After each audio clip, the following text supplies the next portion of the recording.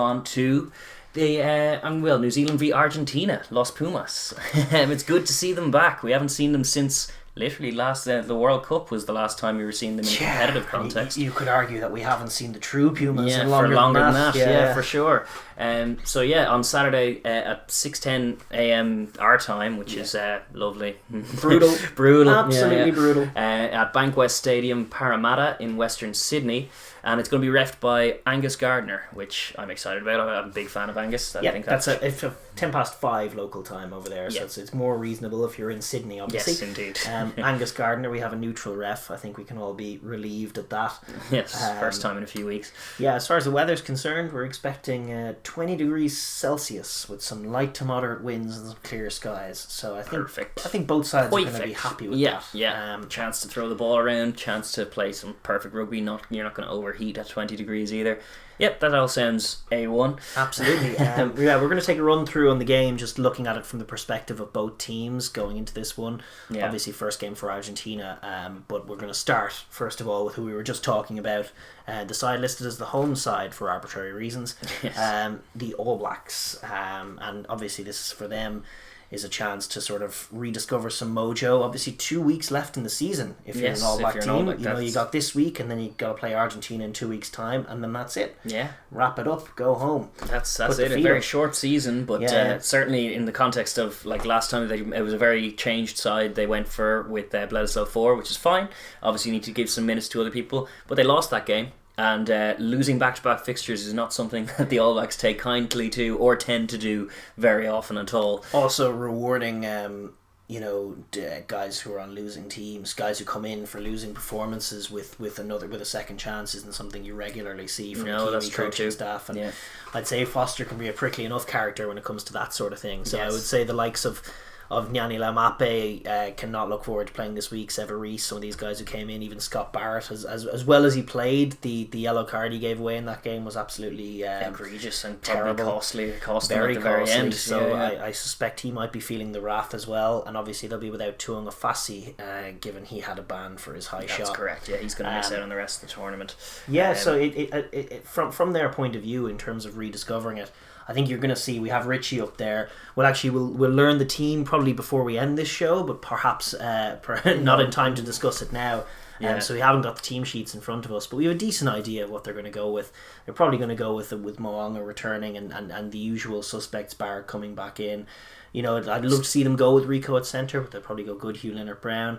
I'd love to see Satutu back in, but regardless really of what they go with in the squads, I think it's pretty clear that they're going to try and I would say lean into what they've been doing well so far, which is that physicality. Yeah. And I'd say you're talking about a Pumas team that hasn't played a competitive test match since the World Cup, which is a year ago now. It's over a year ago. Sure, the anniversary of the final was a few weeks ago, and they were nowhere near the final themselves. So more than a year since Argentina have played a competitive fixture. So I would imagine that the All Blacks are going to try and just use sort of the match fitness and speed and physicality and that they have to shock the Pumas into shipping yards and losing contacts and then moving the ball when there's an overlap and scoring tries. They'll be looking to start quickly for sure and just shock them. That's it. When you come in against a side that's coming in a little cold, you're going to want to try and impose yourself quickly, get yourself up to speed quickly, find your rhythm early, and then strike off and well. One of the things that's a factor is obviously they got the losing bonus point last week and the bonus point the week prior, so they're 2 points clear of Australia. Putting them in a great position. If they can get a bonus point win here, they've got 1 foot over the line as far as winning the tournament's concerned, which I'm sure they want to do. Yes. I think there's no scope for complacency, obviously, and there's a little scope for concern just in some areas. But it's got to be about holding the ball and bruising contacts and making those Argentinian players make a lot of tackles against these giant All Black forwards who are so good. Like, they're versatile and they move really well and they're super powerful. Yeah. And they really, really do home when Aaron Smith is at 9, I think, as well. He was one we didn't mention who came out for Perenara. That's right. As good as Perenara is, Aaron Smith, for me, still the best 9 in the world. And I include Dupont in that. I think he's that good. Yeah. The way, the movement that Aaron Smith gets off the ball, off the base of the ruck. It's his tempo. Tempo. The main job of the halfback is to create the tempo. And TJ is a full 10 kilos heavier than Aaron Smith, and is like more combative, will get a turnover steal or something. He's more physical. He's more capable to be combative and nitty. He's great off the bench. Yeah, he is. He adds something off the bench. But as far as like establishing your early tempo, no one does a better job of that than Aaron Smith. No. And he can do it rain, hail or shine. He is so accurate with his passing and so quick to resource the breakdown. With the first and passes ambitious with the support running as well. Like it's like they do halfbacks very well in New Zealand. Even a Mitre 10 caliber halfback has the right instincts all the time. Like Chris Christie's and all of that. But Aaron Smith... Chris Christie, is it? No, Finlay Christie. Chris Christie is a big American politician. Different guy. Chris Christie. Completely different. But as far as setting the tempo, he is the template, the prototypical halfback. He's everything that every young scrum half should aspire to, and he pushes the game so well. Even his box kicking game has come on leaps and bounds in the last 2 years. And he doesn't go to it often. He's deceptive to it. If he decides to do it, he does it quickly. There's none of this kind of caterpillar rucking that you get a lot of the time in the Northern Hemisphere. He's much quicker with everything he does. Yeah. So absolutely, I think they'll look to keep the ball in hand early. They'll look to dominate those contacts. There is some scope for concern. Like, they will have to mind the ball a bit. Yeah. They don't want to play the Pumas into the game. No. And they did in those first two Bledisloe matches. They did at times turn over some cheap ball. They did. So they do have to be just a little more conscious of minding the pill than they have been. Just in case the Pumas, because the Pumas are this unknown entity, and they are lethal at their best. And the last thing the All Blacks want coming off a loss is to be caught with their pants down, coming in a little soft, dropping some balls, and then all of a sudden they're countering on you, and they are quick and they are up to speed, and that's shocking. Yeah. You have to really own the ball and tire them and weaken them. And then the other thing you'd obviously be looking for is just that little bit more spark and that little bit more creativity in midfield. Even if it's not coming from the midfield, if you do have a dual distributor thing, whether it's Mackenzie who comes in at fullback or Barrett at fullback and Moong at 10 or whatever they do, I would just love to see a little bit more distributors linking, distribution in the wide channels, distribution in the narrow channels, picking nice passes and getting guys like Goodhue and Leonard Brown over the line. And once they do breach that gain line, the support play, the instincts are all there. The passing, you're not going to have an issue with the quality of pass or any of that. Like, it's all there. The tries will be taken once they're made. Yes, and indeed. That's absolutely what the All Blacks are going to be looking at. But they just need to be wary of minding the ball. Maybe don't throw the 50-50, just hold it and take it around the corner, because the Argentinians aren't going to want to make tackles, and they're going to love turnover ball. Yeah. So just be mindful of that. I think they will be mindful of it, but I don't think they're going to be playing with a fear of it. I actually think they're going to find themselves more confident going in. Like, when they have their players come back, you saw a bit of it in terms of the distributors linking. I was making the point prior to I think it was the Eden Park test that we hadn't really seen Moonga and Barrett link on the multi-phase. We'd seen them do some good stuff individually, some steps in the open field and putting other people into space, but we haven't seen them link. But then that lovely try with the Moonga dropping on the toe, chip, gather, finds Bowden on the support line. You saw the potential. The try in Syndney as well, where Barrett chipped it for Moonga to score as well. You can see them starting to vibe off each other as the dual distributor role. Yeah. So it's just they're building layers to that, but I don't think they want to compromise their attacking flair. I actually think they want to go after the Pumas. I think normal service for the like in terms of, like, as much as it was impressive for the Wallabies to go 4 tests with the All Blacks and have not a winning record but have 1 win and a draw out of it, that's good for the Wallabies. That's not so good for a new coach in the All Blacks. It's not a good precedent to set. I'm sure he's under pressure. Normal service in this game against Argentina is them pumping Argentina, and I think it'll be a bit of pressure on him to deliver just that, and on the whole team to deliver just that. They certainly have a decent defensive model that you can look at from Bledisloe 3 in terms of what they did to the Wallabies, and I think that the Argentinian halfbacks, it looks like it's going to be Cabelli and Sanchez again, and they're vulnerable in perhaps the exact same way that Lolosio and Nick White were that day, where if they can do what they did to Australia, which was managed to dominate collisions, like just the individual battles were won so convincingly on the inside that men were never sucked in, and just like they did against Australia, and they've been great at this, it's been one of the best things about their defence, holding their width, having an absolute blanket of black defenders, never coming in, trusting their inside man, because from an Argentine perspective, your danger men are on the wings. Imov and Delgi, it looks like it'll be perhaps Cordero as well, with Carreras from at fullback coming in. That's quality. That's where their danger is. That's absolutely dangerous, and you don't want to be giving those guys space. But if they can dominate those collisions on the inside, if they can get their Sam Canes attacking the pill, making a mess of things, Artie Savia, the like, getting in, spoiling the ball, making it frustrating for the Argentinian halfbacks. They're going to put air on it a lot of the time, and even if recent seasons are anything to go by, the loose kicking from Cabelli and Sanchez, once passing, I know once the forward pack starts going backwards, their heads can go, and they can fling it wild. They do shovel shite sometimes where they fire it wild. Like you can get picks if you're bringing a lot of line speed. You can pick off some good intercepts as well, because they are trying to get to the wide channel, and I think that All Black defensive shape is kind of like an antidote to it. I think it's actually kind of. It's a very tough matchup. Force them to suck you in on the inside, force them to win battles on the inside. Yeah. And certainly if they can swallow up the likes of Matera, and if they can make the likes of Petty or something, Guido Petty go backwards, and Alemano as well, like in those tight areas, that's going to be huge. Yes. Like obviously the Argentine picture involves those guys really stepping up. Yeah. But from a Kiwi point of view, if they can shut all of that down, they make a mess of it. That'll be massive as well. But there is scope for danger, and they do have to be mindful of that danger that the Pumas possess out wide. Likewise, I actually think up front, they got their pants pulled down at scrum time. They did. They're going to be without Offat Tumunafasi, and I tell you, if the World Cup is anything to go by, the one thing Ledesma got right was scrumming. Was the scrumming, and Tata Chaparro, on certainly on last evidence, is a very fine scrummager at loosehead. Yeah. And if you've got Tyrrell Lomax or whoever you got coming in, Certainly Laulala would be struggling. Yeah, exactly. Those guys might struggle with it a little bit. So that definitely, I think the heft of Tui Pilota would help coming back in. But they do have to be mindful of the scrum, and you would hope that they'd be working on that. Like that's the way errors can compound. If they're knocking balls on, if they're not minding the pill, then all of a sudden, scrum Argentina, then penalty Argentina, then you're exactly where you don't want to be. Yes. So they do have to be mindful of that. But on balance, I think yes, bullish confidence and physicality will get it home for them. I think so. So, and then ideally a bit more flair in the back line, but just building those layers as far as their multi-phase.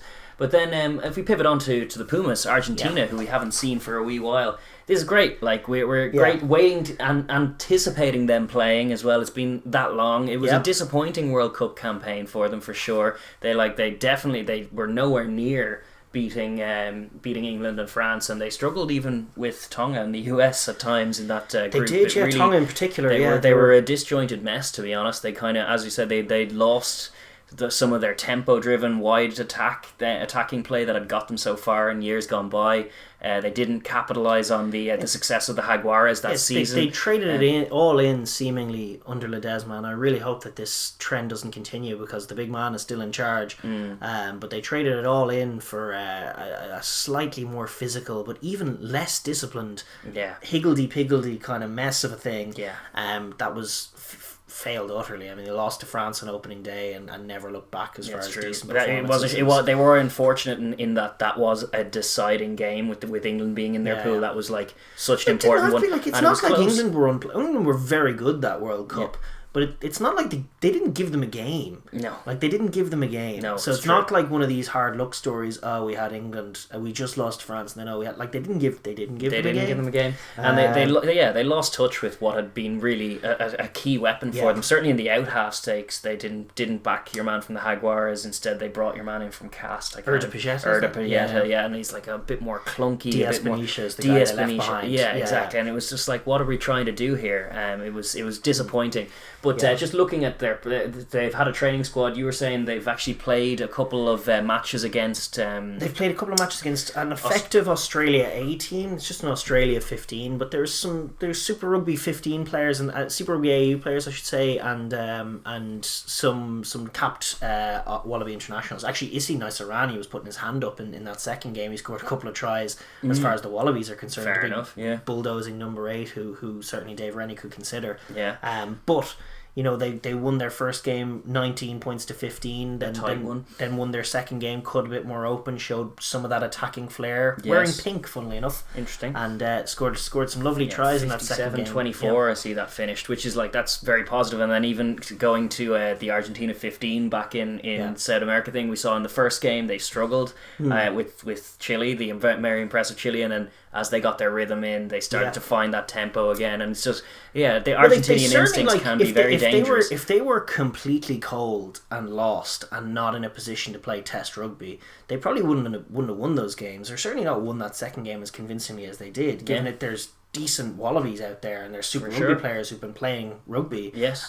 So absolutely, it was definitely encouraging to see those results go positively. Yeah, scoring 57 points in any game against any opposition is good, but against a Wallabies A side, that's pretty impressive. It bodes well for this. And then I was just going to say, in terms of the training squad that we have here and some of the squads in that game, one of my favourite things of all, we haven't got the actual named one, but I'm looking at the second rows and I see Petty and Alamano, and do you know who's missing from that? Lavanini, yes. Lavanini. No Lavanini. Yes. Lavanini was a problem in that team for many, many years leading into that World Cup, and it culminated in that red card in the World Cup that was as foreseeable as anything, because the man's a head case, like, and as physical as he is, and he puts in some good contacts. He does so for Leicester now, a match made in heaven, but he's still a head case, and it's a problem when your guy when gets you get a guy who goes cards. blood red and gives away a red card every so often.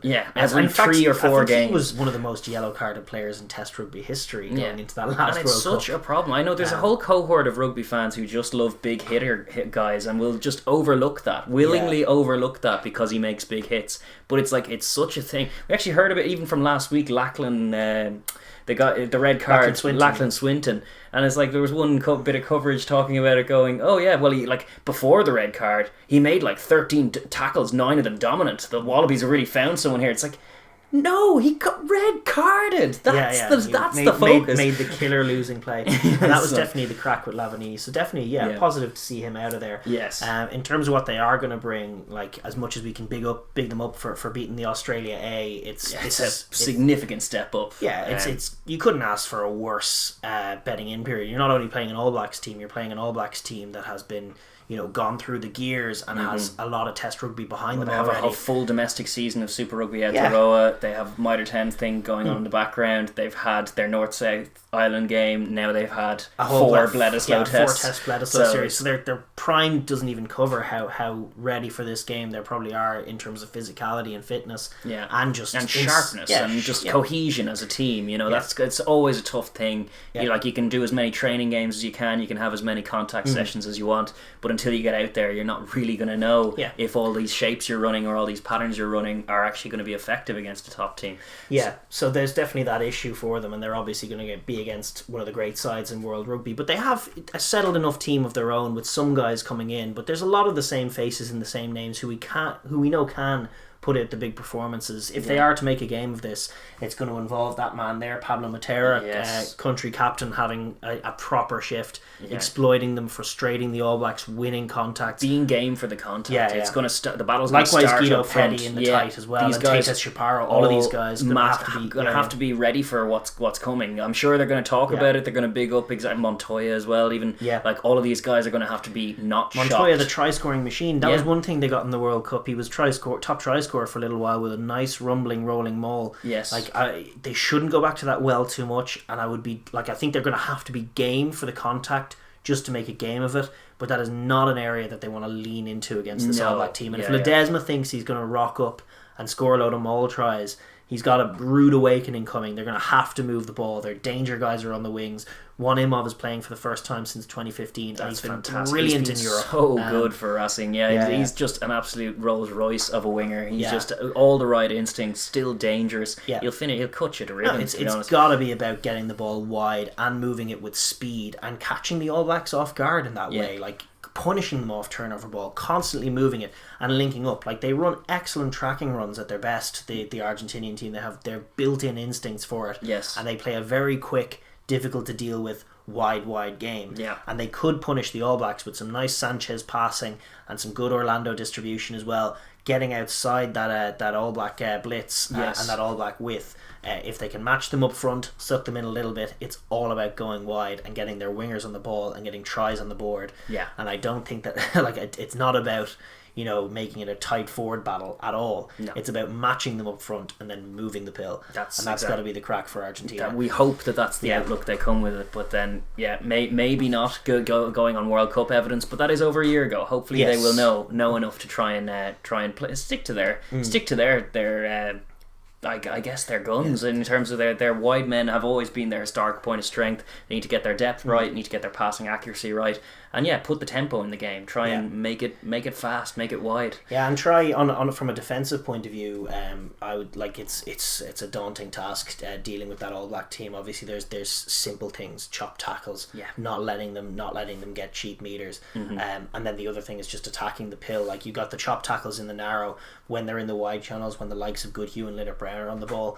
Just if they're trying to hold it in one hand, if they're looking to get an offload away, swing an arm at that ball. Absolutely, attacking the pill in contact is something that they're scoped to do, because the Wallabies did it a little bit, and you could see their knock-ons were generated. Caused some spillages. Because the All Blacks generally are looking for offloads and are looking to get the ball out of their hands. So if you can help them to do so, you might generate some turnovers for yourself. Indeed, yeah. So that's got to be the plan for Argentina. Yeah. As far as you see it going, what do you reckon here? Yeah, it's like the predictions get even more moot when you're looking at this. Like you don't really know whether Argentina are going to be to the pace of it, and you don't really know whether the All Blacks are going to be as sharp as they should be, but you suspect they will. So I think it's a rough one for Argentina. Yeah, they're like it's a very tough 4 weeks for them. I'm really, really hoping that they show up with that they click, that they don't play the All Blacks into the game with silly errors or bad kicks, or just fall off tackles in the first 10 minutes, and then it's suddenly a 2-score game. Hoping for them to make a game of it. But my suspicion would be that the All Blacks, especially coming off a loss, will display a focus and a tempo and a sharpness and a power, and also kind of a mean physicality that they can bring. Yeah, that the Pumas won't be able to live with, for certainly not for 80 minutes. So ultimately, if you want to get as for like a score or points margin, I'd say 25 to 30 points in the end, but perhaps a harsh 30-point loss. One of those ones where it was.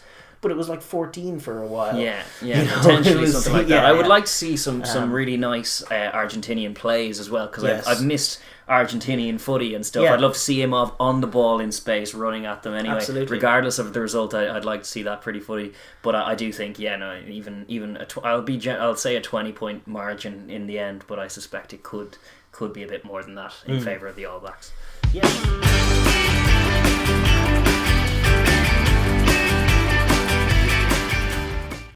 Thank you very much for watching that video.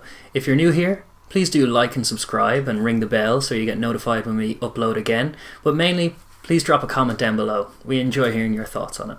Thanks.